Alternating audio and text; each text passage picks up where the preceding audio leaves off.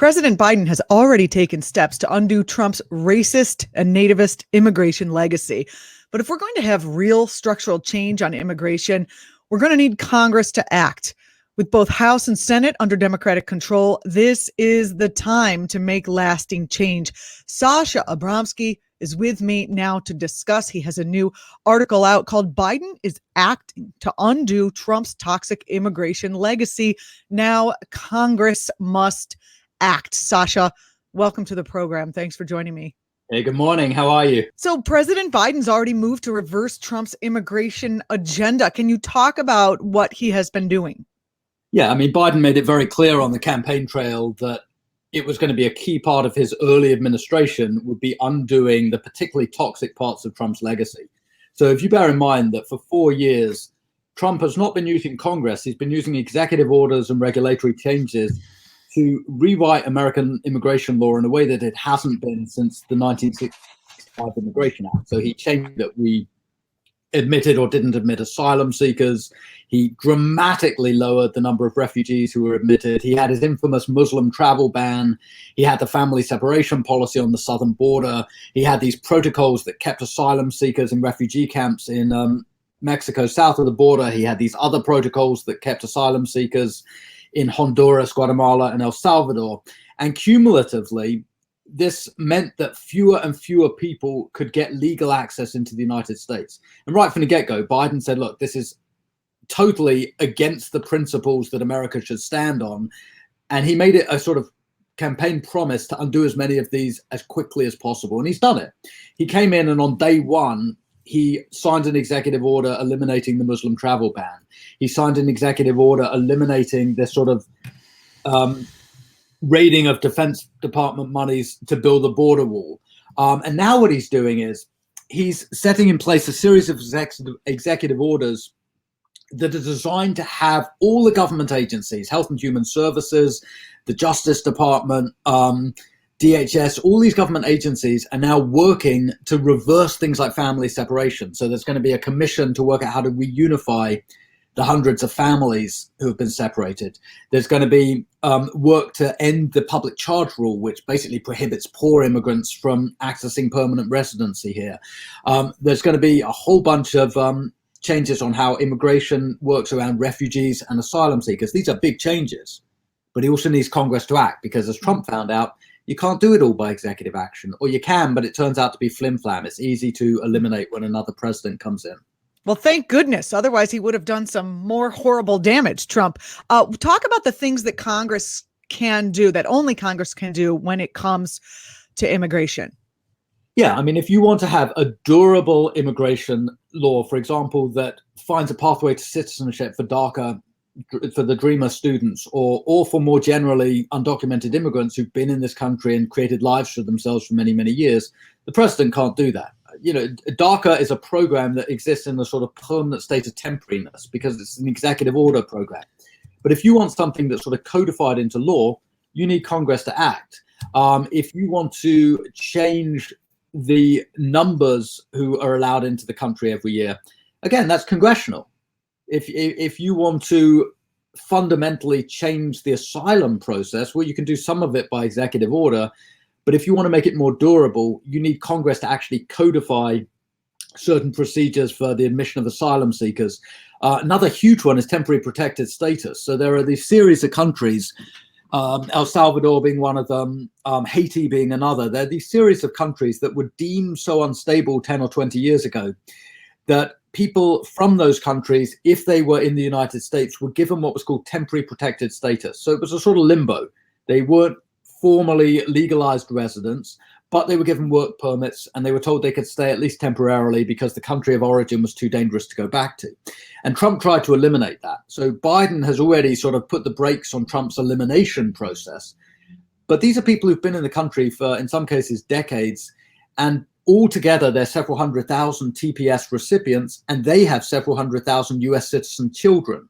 So if you want to find a way to protect those families and keep them together on the long term so that someone like Trump can't come back into power and shred those families again, you need congressional legislation. You need some kind of legislation that formalizes the TPS process. So all of these things, if you're Joe Biden or Joe Biden's team, you're pushing Congress at this moment. As you said, it's got a Democratic majority in the House, a bare Democratic majority in the Senate. There's an opportunity.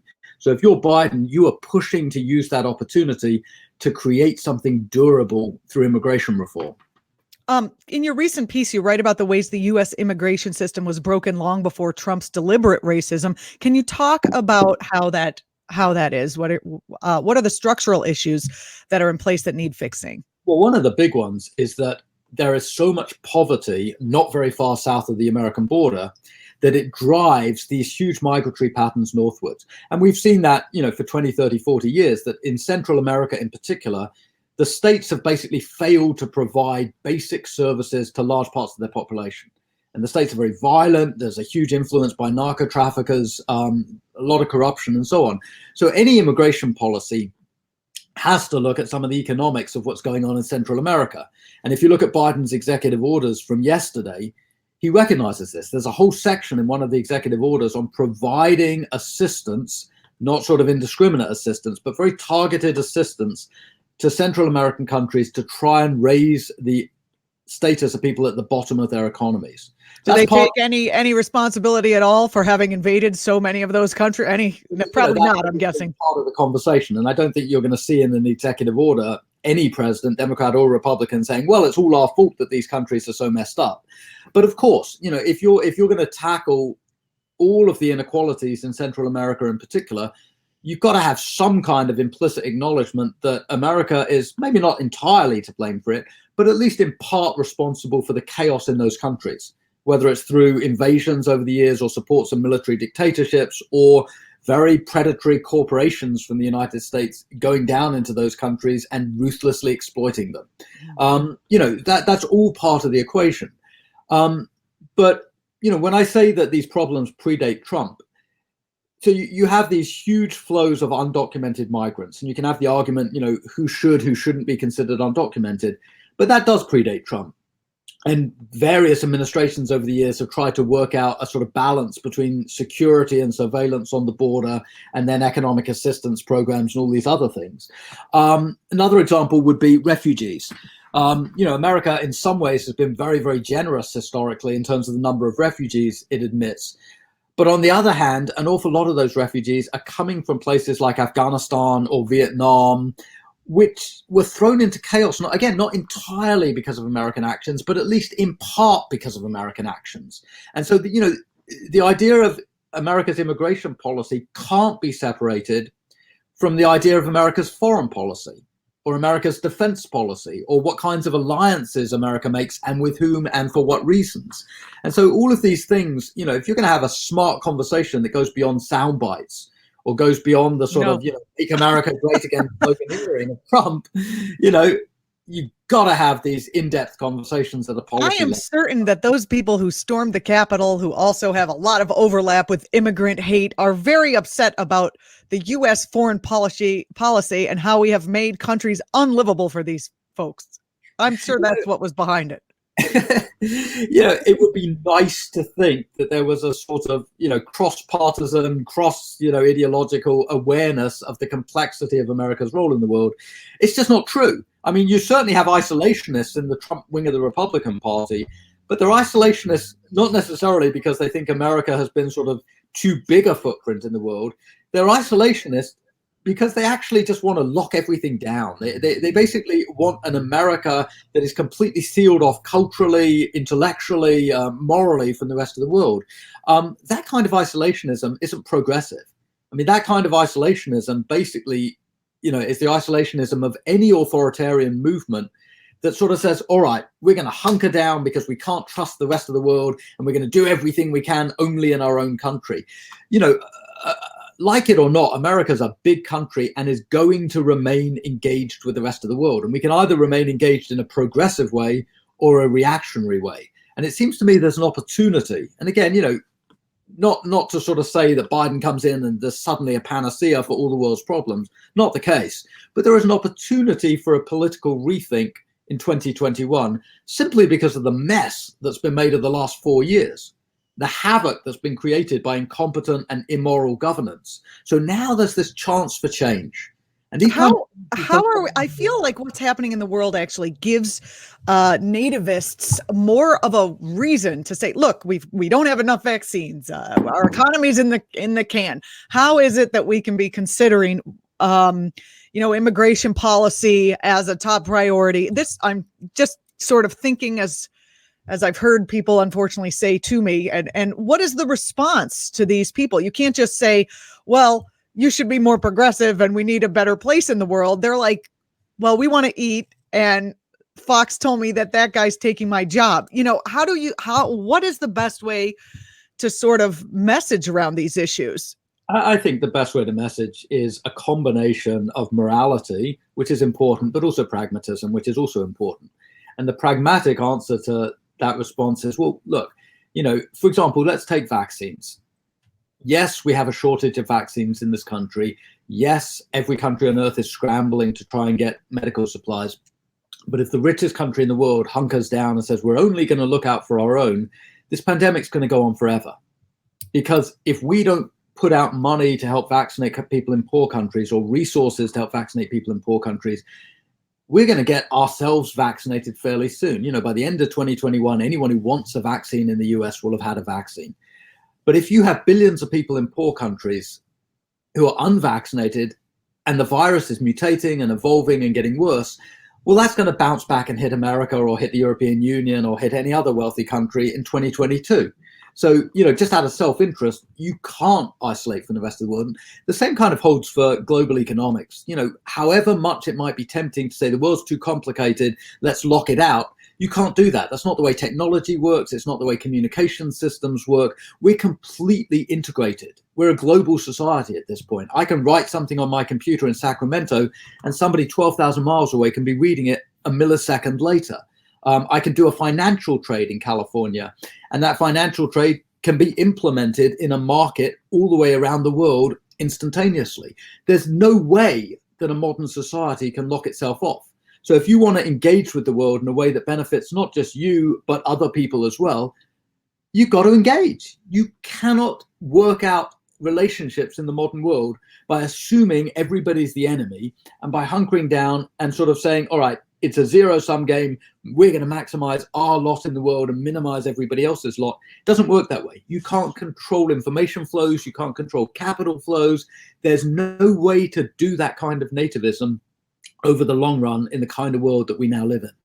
How can activists best target their lawmakers in this moment in order to push them for systemic change and lasting change on immigration?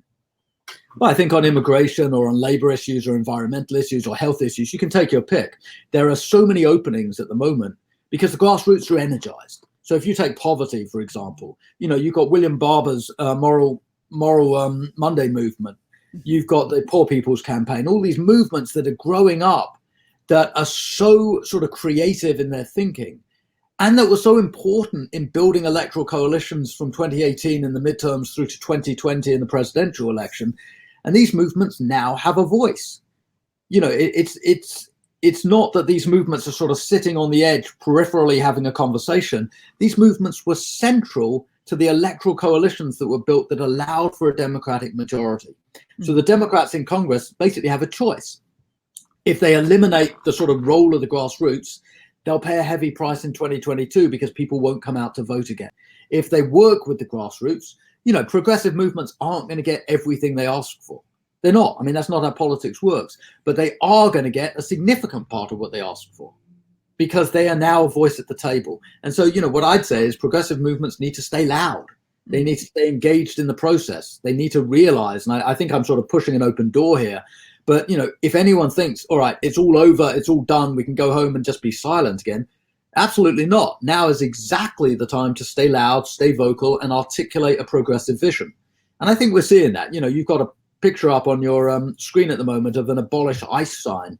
Well, even if ICE ultimately isn't abolished, at the end of the day, it can be significantly reformed and reined in. And the criteria for immigration raids can be tightened up. And the kinds of people who are deported, instead of this indiscriminate catch-all deportation process, it's entirely plausible that we can work towards a process where, for example, families aren't just arbitrarily separated for, almost no reason at all. So there are things that can be worked towards very pragmatically within the halls of power, but it involves progressive groups staying engaged and staying loud. I don't see anyone falling asleep at this point, especially because President Biden is his executive orders have been so hopeful. They're just obviously the tip of the iceberg, but they do indicate the direction of his administration. So I think there's a lot of hope. The interesting thing for me is Biden instinctually is not a radical. I mean, if you look at Biden's career in the Senate, he's a centrist. He's someone who sort of knows how to strike deals. His heart's sort of in the right place, but he's by no means the most radical of politicians. On the other hand, he's very aware of the nature of the moment.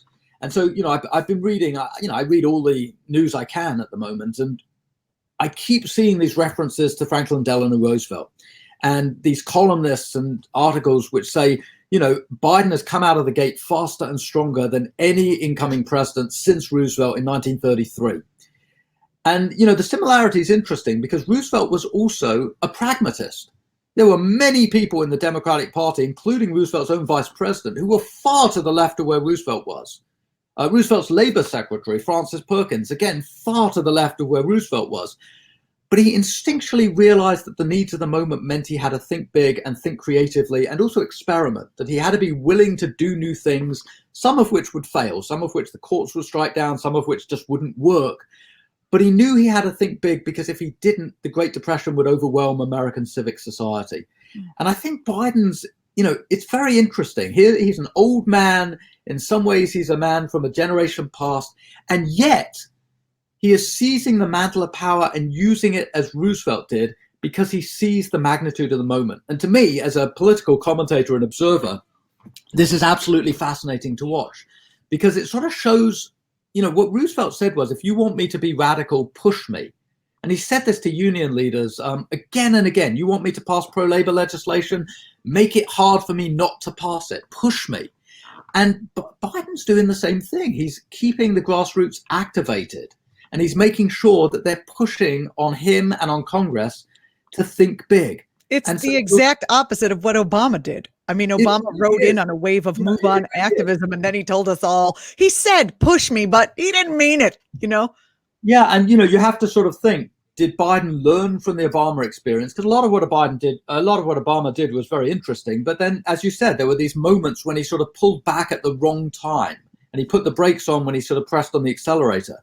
And you do wonder, Biden lived through that period, was obviously involved in the halls of power in that period. And it was a period at first of crisis, the post-2008 period.